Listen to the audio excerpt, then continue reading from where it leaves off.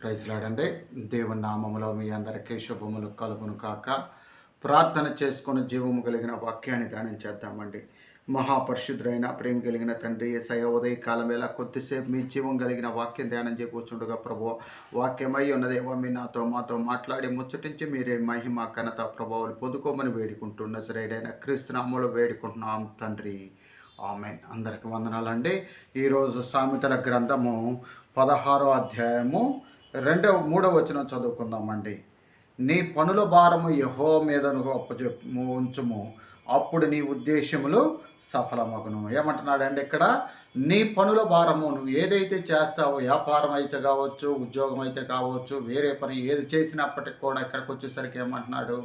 నీ పనుల భారం యెహోవా మీద ఉంచుము, అప్పుడు నీ ఉద్దేశములు సఫలమగును. కాబట్టి మనము ఆయన యందు విశ్వాసం ఉంచి మనం ఏదైతే చేయబోతున్నామో వాటన్నిటిని ఆయనకు అప్పచెప్తే ఆయన మన కార్యాలన్నీ కూడా నెరవేర్చేవాడుగా ఉన్నాడు. అలాగే సామెతల గ్రంథము 15వ అధ్యాయము 29వ వచనం చూసుకుందామండి. భక్తిహీనులకు యెహోవా దూరస్తుడు, నీతిమంతుల ప్రార్థన ఆయన అంగీకరించును. ఇక్కడికి వచ్చేసరికి ఏమంటున్నాడు?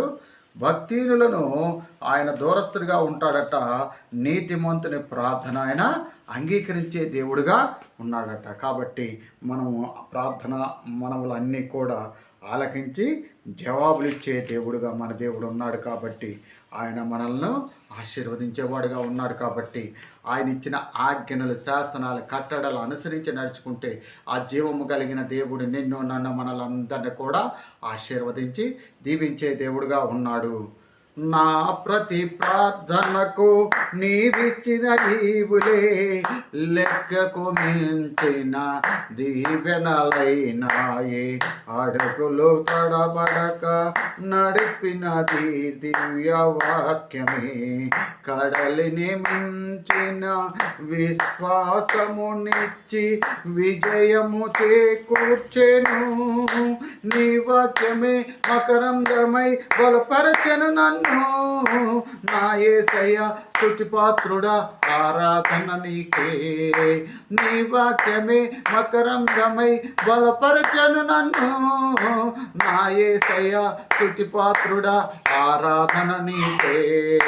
కృపాక్షేమము నా శాశ్వత జీవము, జీవిత కాలమంతయు నీవు దయచేయువాడవు. మహోన్నతుడైన నీ ఉపకారములు తలంచుచు అనుక్షణము పరవశించనా.